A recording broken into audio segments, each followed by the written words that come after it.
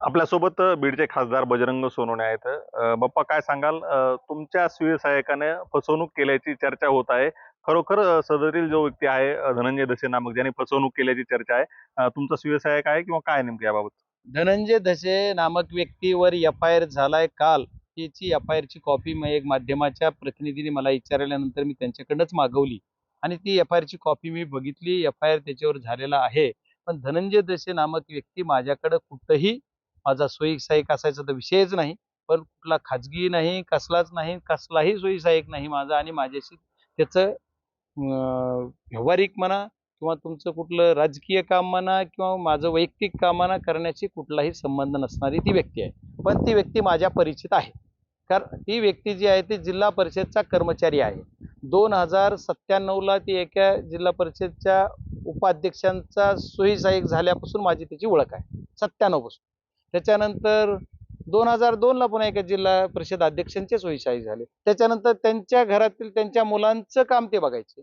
त्याच्यानंतर त्या मुलाचे सुद्धा ते सोयी सहाय्यक झाले आणि त्याच्यानंतर 2016ला तोच मुलगा ज्यावेळेस महाराष्ट्र विधान परिषदेचा विरोधी पक्षनेता झाले त्यावेळेस त्यांचं सुद्धा ओएसडी म्हणून त्यांनी काम केलं. ही त्यांची कारकीर्द मी सगळी बघितलेली आणि मला संबंधित आहेत. कारण हे सगळं सर्वजण जे आहेत ते उपाध्यक्ष असताना च्या काळातले पुन्हा अध्यक्षांच्या काळातले आणि परत इकडं ओएसडी म्हणून झालेले सर्व गोष्टीला ते माझ्याशी संबंधित. मी त्याच त्यांच्यासोबत सर्वांसोबत काम करत असताना माझे संबंध आहेत, माझी ओळख आहे.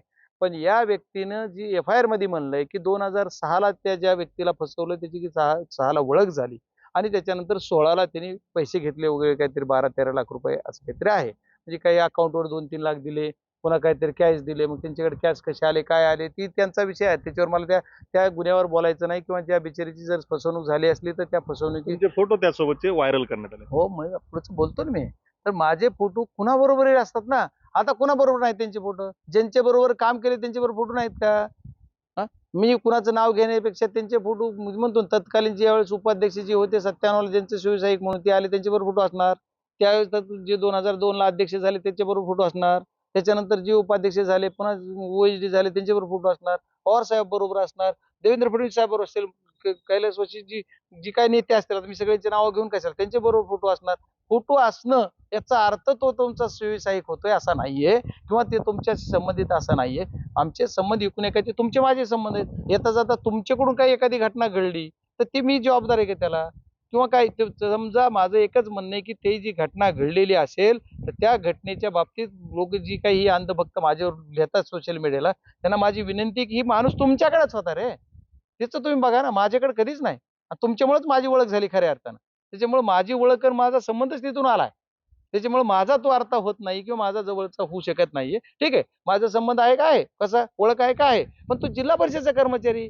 एक साधं उदाहरण आहे की जिल्हा परिषदचा कर्मचारी खासदारांचा पीए कसा होऊ शकतो? हा पण विषय आहे. खासदाराला जिल्हा परिषदचा कर्मचारी पीए घेता येतो का? जर तसं असेल तर मला द्या 2-4 मी घेतो.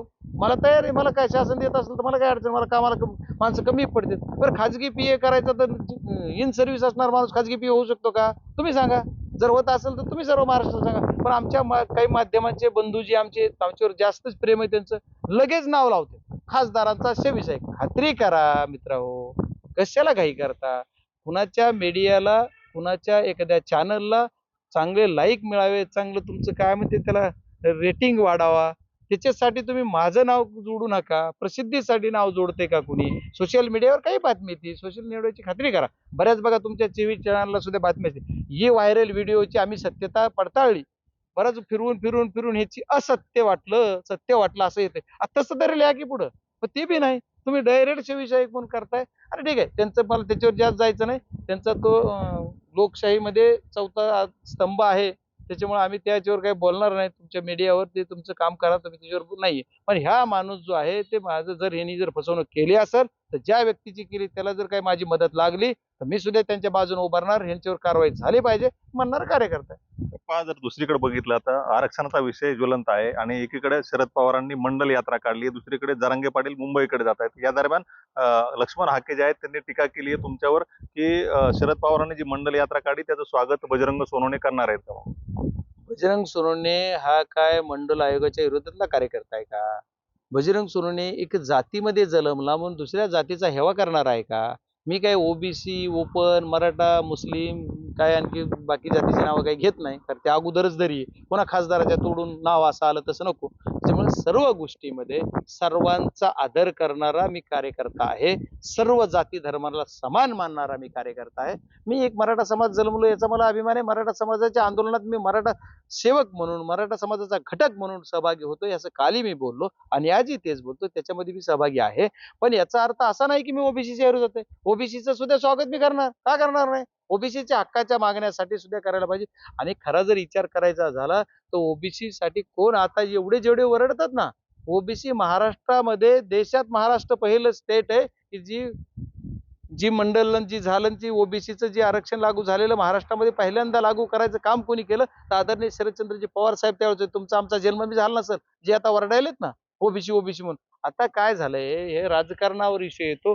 ओबीसी मराठा केलं की आपलं भागलं असं काही जणांना वाटतंय, म्हणून आता विनाकारणच उगच उगच.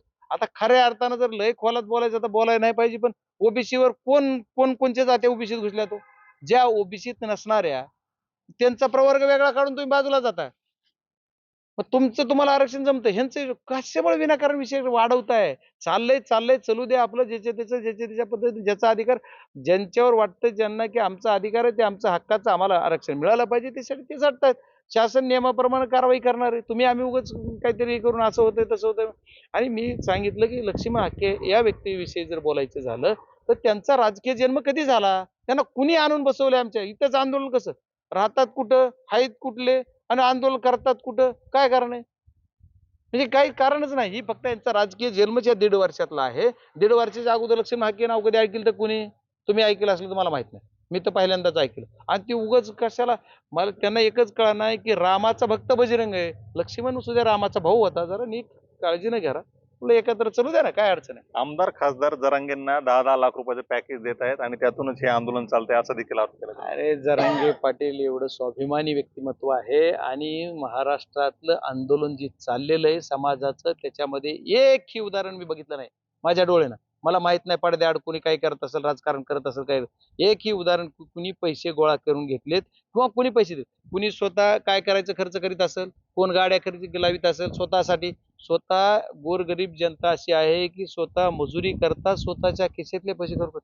आणि आमदार खासदार करतात, माझ्या डोळ्यात पाणी येईल एवढी काम या माझ्या बीड जिल्ह्यातल्या काही लोकांनी मला केले. मला काही लोकांनी असे पैसे दिलेत गोळा करून, 2,000 5,000, मी तशाच नोटा ठेवल्यात. आणखी ती एका कुठल्या तरी सेवाभावी संस्थेला तिथे चेक दिलेला. मला एका याचं वाडीचा पोरग म्हटलं, मला 21,000चा चेक दिला, तुम्ही आणखी मोडला नाही. म्हणलं मी मोडून करू काय? मला माझ्या निवडणुकीमध्ये दिलं. आणि काही नोटा सहित मी ठेवलंय. त्यांनी कुणी काय काय दिलंय. एक जणानं शेळ्या ऐकून मला गेवराई तालुक्यातल्या एक जणानं स्वतः शेळ्या सांभाळते, 2 शेळ्या ऐकल्या, 2 शेळीचे आलेले पैसे मला आणून दिलेत. मला त्या दिवशी डोळ्यात पाणी आलं की प्रेम करता लोक, मतं देतात तुम्ही, ह्याची गरीबी. मी नाही म्हणलं ते नाही, मला जमणारच नाही, घ्यावं लागतं. आणि मंदिरात बसून सर्व गावासमोर, आणि त्या गावाने मतं सुद्धा मला 2,000 मतं झाले त्या गावात, काहीतरी 2700 पैकी 2,000 काहीतरी, त्या 2,000 मतापैकी फक्त 27 मतं विरोधात आहेत, बाकी सर्व मतं मला पडलेत. म्हणजे एवढं सुद्धा प्रेम काही लोकांनी केलंय. त्याच्यातून आम्ही उलट लोकांनी आम्हाला मदत करून दिलं तर आम्ही काय देणार? आम्हीच भिकारी, आम्ही काय देणार? जी म्हणते त्यांच्याकडे भरपूर पैसा आहे, त्याच्यामुळे यांना आंदोलन करायला लावायला सुद्धा. बघा ना आजचा व्हिडिओ त्यांचा बघा, भुजबळ साहेबाविषयी. अरे तुम्ही भुजबळ साहेब ज्यावेळेस ओबीसी नेत्यावर जन्माला होतात का?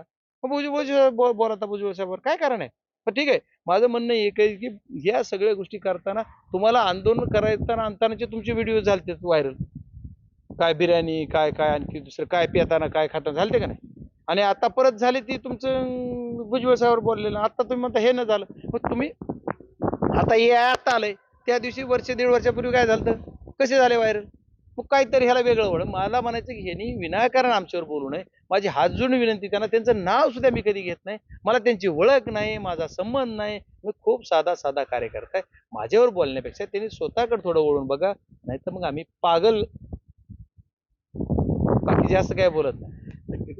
उद्या जरांगे पाटील मुंबईकडे कूच करतायत, 29 तारखेला उपोषण देखील सुरू करतायत. तुम्ही सहभागी असणार आहे त्या आंदोलनात? हे बघा, त्या आंदोलनाला एक सर्वांची भावना आहे, मी असलो पाहिजे. माझी प्रत्यक्ष मला वाटतं की आंदोलन आहे सर्व माझ्यावर प्रेम करणारे कार्यकर्त्यांची, हे जे मी आहे त्याच्यामुळे मी 100% त्या आंदोलनात सहभागी तर असणारच आहे. त्या आंदोलनाला मी कसा कुठून म्हणजे आंदोलनात सुरुवात करल, किंवा कुठं असेल, पण त्या आंदोलनात मी सहभागी असेल एवढं तुम्हाला सांगतो. कुठून जाणार आहे, कसा जाणार आहे, ह्याच्यावर काय होणार आहे, आंतरवली निघणार का, केजू निघणार का, बीडला मिळणार का, काय मिळेल, पण त्या आंदोलनात मी असणार आहे एवढं तुम्हाला उत्तर देतो. 29 तारखेला 100% मीडियाला मी दिसेल.